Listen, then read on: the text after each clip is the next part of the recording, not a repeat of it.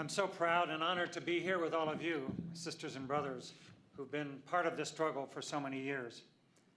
And I've been so impressed, I was so impressed to hear these powerful and eloquent words from our brother, Ron Kovic. As Kelly mentioned, I am a professor of peace studies nowadays, and I've also been involved in many peace campaigns over the years. And sometimes people will say, well, how did you get into this business of being a professor and an advocate for peace? It's sort of a polite way of saying, why don't you get a real job? But I tell them that ironically it was being drafted into the US Army that taught me about war and put me on a path of commitment to peace. There's a saying that you may not be interested in war, but war is interested in you. And it will come and get you and affect you. And it affected all of us in our generation.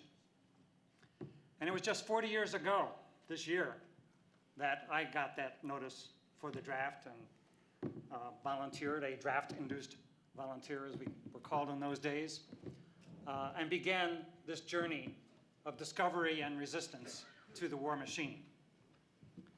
And our experience in that generation is very parallel to yours today in the Iraq and Afghanistan veterans, as Ron Kovic mentioned.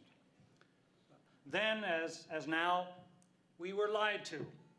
We were told one thing by politicians, what we saw with our own eyes, and experienced a very different reality. Then, as now, we realized that this war was wrong, that it was unjust and illegal.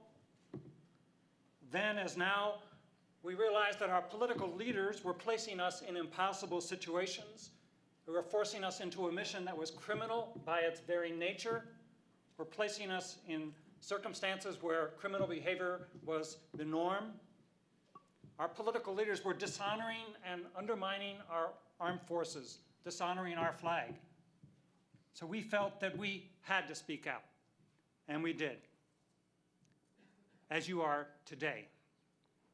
We organized petitions, campaigns of various kinds.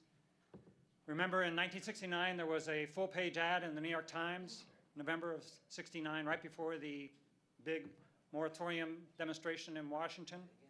1,365 active duty service members from all over the world signed a petition saying, we want the troops home now. And it was a key part of that significant weekend of anti-war action in Washington. Well, today, there is the appeal for redress. Jonathan Hutto and Liam Madden and others helped to create, and now we have more than 2,100 active duty, reserve, guard, IRR members who have signed the appeal for redress. Almost 40 years ago, we organized war crimes hearings, the citizen soldier investigation. Barry and others will talk about that. And you are, this weekend, organizing these historic events to focus again on the criminal behavior that our leaders have forced upon our armed forces. We organized anti-war committees at many different bases, as you are starting to do now. We published underground newspapers. There were nearly 300 soldier newspapers on bases all over the country, all over the world. Of course, we're not seeing that so much now, but then you have the web, and you have websites, and you have your Facebook and the internet, and so many new tools, wonderful tools that we didn't have. But you are speaking out and communicating about the criminal nature of this war, the unjust and illegal occupation of Iraq. But most of all, we became the conscience of our nation as you have become the conscience of the nation now. We spoke with the legitimacy and the authority of those who were in the military, those who were in combat, who saw what it was really like on the ground, who knew the ground truth, as you are speaking today. We spoke as those who were making a sacrifice, who were serving our nation, and in some cases were bearing the wounds of battle, as many of you are today. And the truth is that many of us sacrificed far more than those who were the armchair warriors and cheap patriots and chicken hawks who, at that time and again now, are impugning the patriotism and integrity of those of us who speak out against this criminal and unjust war. So we took on a huge responsibility to speak out and act, and as Ron Kovic said, it's, quoting the words from Dr. King, it is so difficult to speak out against your country, especially to speak out as a member of the military or a recent veteran against the war that's still going on. When we're being told that to reduce our troops to end our occupation of Iraq is somehow a surrender to terror. It takes courage to speak out. But we are doing that today, and you're following in the paths of those of us who tried to do that 35, 40 years ago. And the GI resistance movement played a crucial role in forcing our political leaders to withdraw from Vietnam. The United States ended that war not because our political leaders realized the folly of their policies, not because they rejected an imperial foreign policy and decided to take a different course in the world.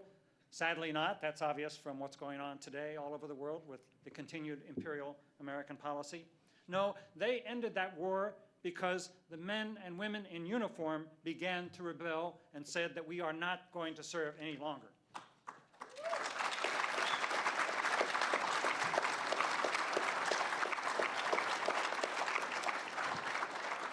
We raised a voice of resistance and opposition that could not be ignored by the political leaders. They tried to say that the demonstrations that were going on all over the country had no effect upon them. Of course, we later discovered that was not true. Remember when the moratorium rally that I mentioned, November '69, Nixon went on television and said, "Oh, I was just watching football games for all those decent students who are back on campus." And all of us felt at the time, oh, were we wasting our time? But then later we read in Nixon's own memoirs that because of the anti-war resistance that existed at that time, he was unable to carry out his planned escalation against North Vietnam and had no choice but to negotiate for peace. We made that possible. It was the resistance of the American people, and especially the critical role of the resistance of the active duty soldiers and of the veterans and VVAW. John Mitchell and H.R. Haldeman, the officials of the Nixon administration, were especially worried about the role of VVAW. They had meetings in the White House, and they said, VVAW is killing us. We've got to do something about it. And of course, they sent agents into the organization, practically destroyed us, tried to, through the provocation that they instigated in 1971 and 72. But we continued, and we withstood their attempts to repress our movement. And we spoke out as that essential voice of conscience and resistance. And ultimately, the military machine itself began to break down. There were desertions at record numbers, AWOL, even attacks against commanders, desertion. The military ceased to function. There were combat refusals, a polite word for mutinies, where many troops refused to fight. Now, of course, I'm not advocating here any illegal acts, but the fact is that the military cannot function when the men and women in uniform say no. And we began to say that in record numbers during the Vietnam era, and we see it becoming a reality again now.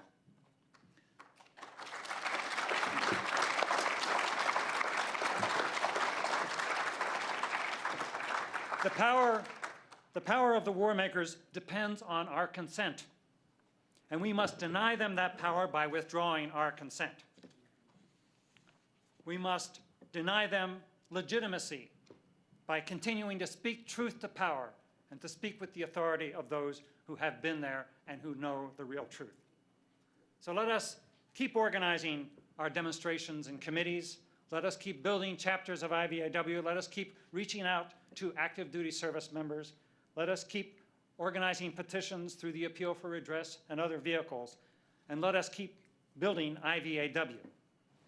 We will never waver in this commitment, Semper Fi. We will be disciplined, committed, willing to sacrifice. We will be persistent. We will not be discouraged and give up. And we will not desist in this resistance until this war and occupation in Iraq is ended. We will not desist until the entire imperial war system in this country is dismantled.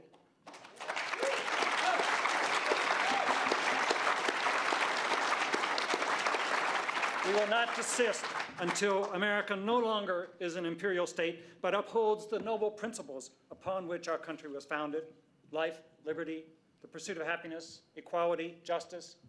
We took an oath to uphold these values, and we will continue to uphold that oath to end this war and occupation. Thank you.